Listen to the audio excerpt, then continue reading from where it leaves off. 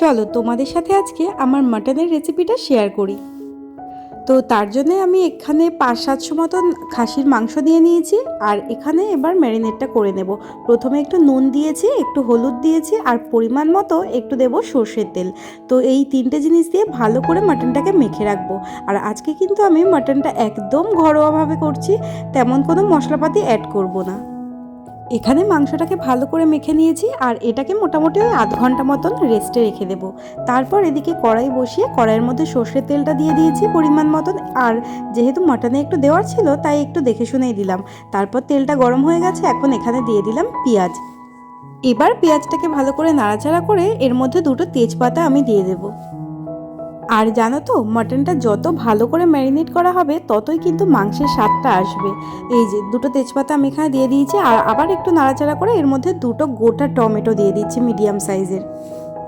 যেহেতু আজকের মাটনটা একদম সিম্পলভাবে ঘরোয়াভাবে করছি, তাই জন্য এর মধ্যে কোনো টক দই বা কাজু বাদাম বাটা আমি দেবো না। শুধুমাত্র ওই আদা রসুন বাটা আর গুঁড়ো মশলাগুলো দিয়েই করব। তো এটা ভালো করে নেড়েচেড়ে এর মধ্যে ওই উঁচু উঁচু 2 চামচ মতো আদা রসুনের পেস্ট দিয়ে দিলাম। আদা রসুন বাটার কাঁচা গন্ধটা যতক্ষণ না যাচ্ছে ততক্ষণ কিন্তু এই মশলাটাকে আমি ভালো করে কষে নেব। আর আজকের মাংসটা কিন্তু আমি একদম কড়াইতেই করব, কড়াইতেই সেদ্ধ করব, প্রেশার কুকারে করব না।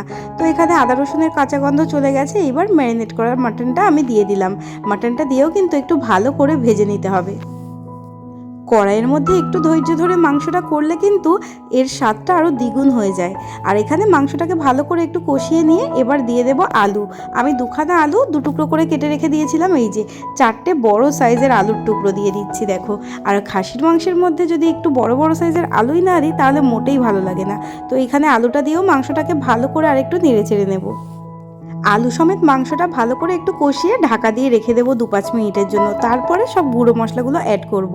আর তোমরা চাইলে এখানে কিন্তু আলুটা ভেজেও দিতে পারো, তবে আমার মনে হয়নি তাই আমি এমনি কাঁচাই দিয়ে দিয়েছি। তো এখানে দিয়ে দিলাম ওই 1.5 চামচ পরিমাণে শুকনো লঙ্কার গুঁড়ো, আর দেবো ধনের গুঁড়ো। ও হ্যাঁ, তোমাদের তো বলাই হয়নি, এই মাংসটা কষাতে কষাতে কিন্তু আমি এর মধ্যে একটু গোটা গরম মশলা দিয়ে দিয়েছিলাম।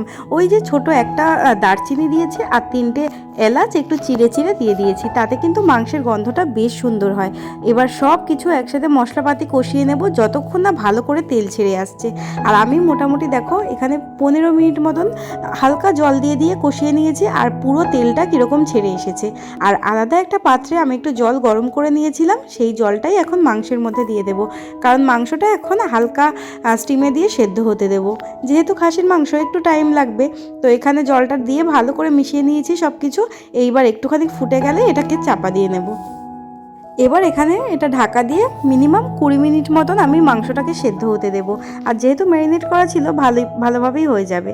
আর এই 20 থেকে 25 মিনিট পরে ঢাকনা উঠিয়ে আমি দেখলাম মাংসটার এইরকম দেখতে হয়ে গেছে। তো এবার এর মধ্যে দিয়ে দিচ্ছি একটু গরম মশলার গুঁড়ো। আর মাংসটা থেকে এত সুন্দর গন্ধ বেরিয়েছে। তো আমার আজকের মাটন একদম রেডি। আর তোমরা চাইলে রেসিপিটা ভালো লাগলে একবার কিন্তু বাড়িতে করে দেখতে পারো, আশা করি ভালো লাগবে। এই দেখো মাংসটাকে কত সুন্দর দেখতে হয়েছে। চলো ভিডিওটা এই পর্যন্তই, ভালো লাগলে একটা লাইক করে দিও। টাটা।